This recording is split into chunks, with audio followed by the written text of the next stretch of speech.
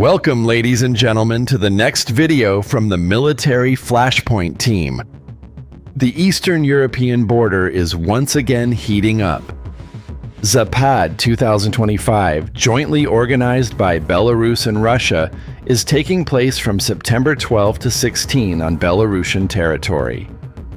The official objective is to test the ability to ensure the military security of the Union state and readiness to repel any act of aggression. Belarusian Defense Minister Viktor Krenin announced that a decision had been made to scale down the exercise and move the main drills deeper inland, away from the western border.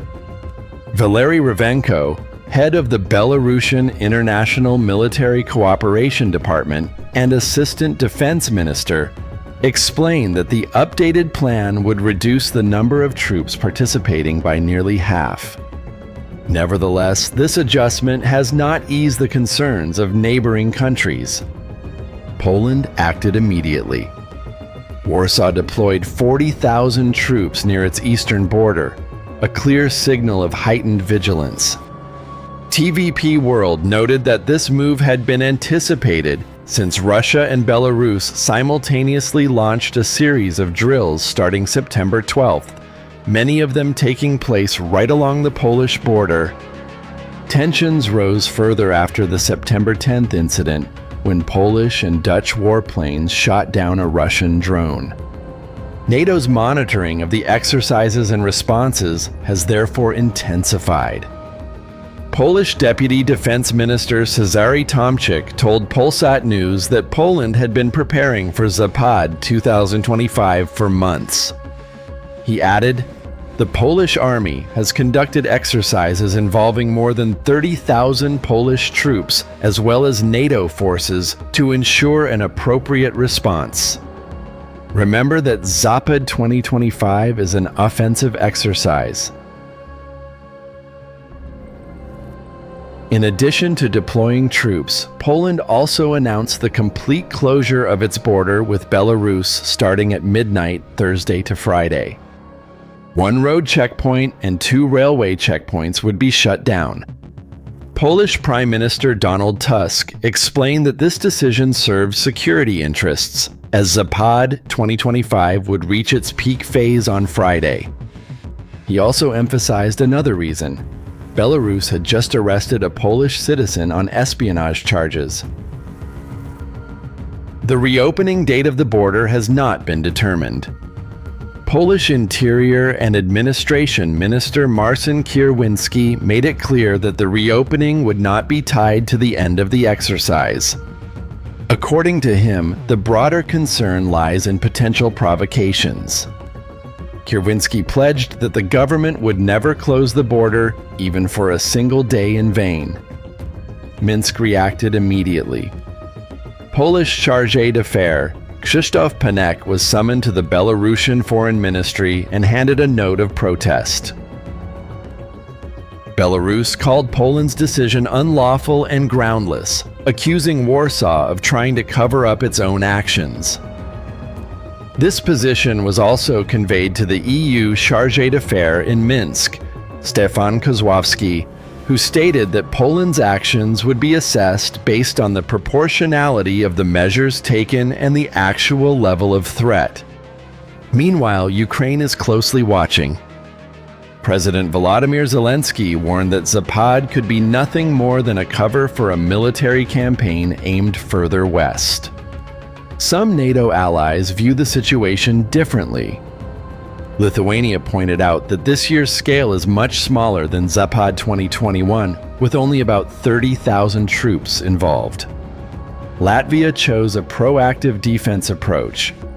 On September 11th, Defense Minister Andris Spruds announced the closure of Latvian airspace along the border with Russia and Belarus until September 18th.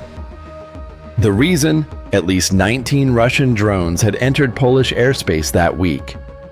Spruds said there was no direct threat, but stressed that closing the airspace was necessary for control. At the same time, Latvia is conducting the Nemīģis exercise from September 2nd to October 8th, putting its armed forces on high alert. Minister Spruds emphasized, Russian drones flying into NATO airspace are a warning signal. We must do everything possible to prevent drone attacks from escalating.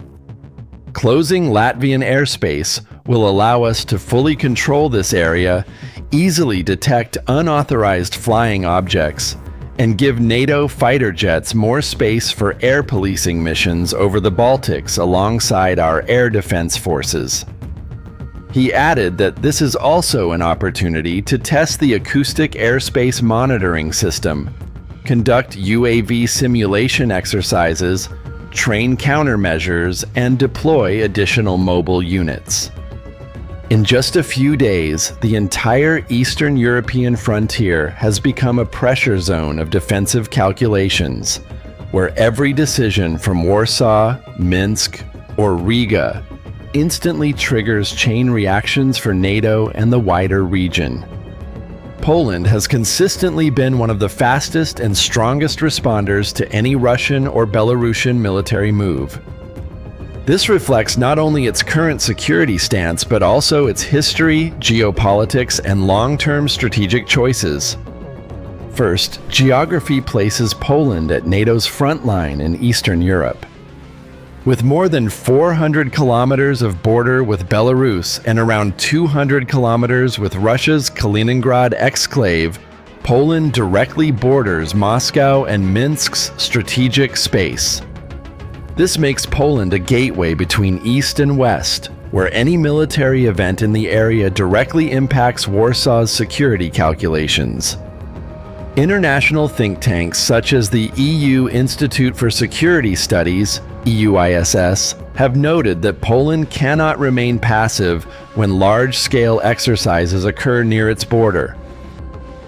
Even a small shift in the balance of forces could expose Poland to immediate risk. Second, historical memory has created a permanent sense of vigilance. In the 20th century, Poland repeatedly became a battlefield between great powers. In 1939, it suffered a simultaneous invasion from Nazi Germany and the Soviet Union, sparking World War II in Europe. Later, during the Cold War, Poland, part of the Warsaw Pact, was heavily militarized under Soviet influence. These experiences shaped Poland's mindset of never be caught off guard again, driving it to closely monitor all military activity nearby. Third, Poland has chosen to reinforce its role within NATO through firm responses. Since joining NATO in 1999, Poland has heavily invested in military modernization. According to a May 2024 report by the Stockholm International Peace Research Institute, SIPRI, Poland ranks among the world's top 20 military spenders, with defense expenditure exceeding 4% of GDP, the highest in the entire alliance. Warsaw's deployment of tens of thousands of troops near the border during Zapad 2025 demonstrates both proactivity and a desire to prove its frontline role, sending a message that Poland is ready to respond from the very first moment. Fourth, domestic politics also create pressure for decisive action. Regardless of the ruling party, all governments in Warsaw treat the security of the eastern border as a central issue in foreign policy. Public opinion strongly supports this stance. According to a 2023 Pew Research Center survey, 89% of Poles favor NATO membership, the highest among member states. This shows that the Polish public expects firm government reactions whenever risks arise in Eastern Europe. Fifth, modern technology and evolving warfare increase Poland's alertness. The presence of drones in NATO airspace, such as the 19 Russian UAV incursions into Polish skies in September 2025, heightens Warsaw's determination to adopt proactive defense measures. Poland is not only deploying troops at the border, but also working with the Netherlands, Germany, and other NATO countries in joint air defense drills, simulating drone attack scenarios. In conclusion, Poland's strong response does not necessarily reflect hostility toward Russia or Belarus. Instead, it is the product of its unique geography, turbulent historical experiences, national security strategy, NATO role, and domestic expectations.